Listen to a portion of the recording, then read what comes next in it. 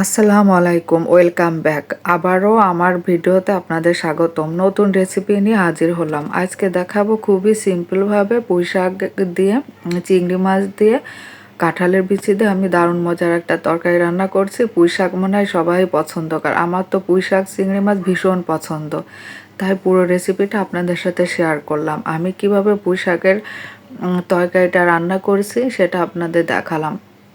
এতটাই মজা হয়েছে যে 2 প্লেট ভাতই খেয়ে ফেলছি। তাহলে চলুন পুরো রেসিপিটা দেখাই। একটা কড়াইতে আমি তেল নিছি। তেলটার যখন গরম হয়ে গেছে তখন আমি কিছু পেঁয়াজ এবং রসুন কুচি ভেজে নিছি। ওটা যখন একটু লাল হয়ে যাবে তখন আমি নামাই ফেলবো। তারপরে ওই তেলেই আমি চিংড়ি মাছ দিয়ে দিব। চিংড়ি মাছটা আগে থেকে লবণ হলুদ মাখায় রাখছিলাম। এখন এই তেলের মধ্যে চিংড়ি মাছটা ভালো করে ভেজে নিব।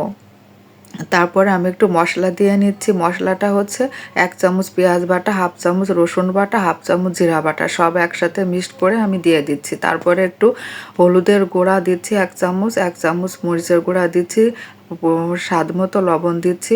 মশলাটা যখন চিংড়ি মাছের সাথে কষা করা হয়ে যাবে তখন আমি পুঁই শাকগুলো দিয়ে দেবো।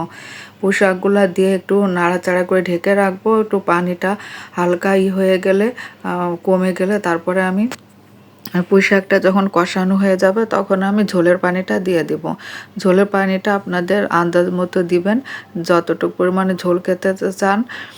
তো আমি মানে ঝোলটা শুকাই গেছে, আমি এতটুকুই ঝোল রাখবো, এর থেকে বেশি রাখবো না। আর যে পেঁয়াজ রসুনটা আমি ভেজে রাখছিলাম, ওই পেঁয়াজ রসুনটা আমি পাটায় বেটে নিছি।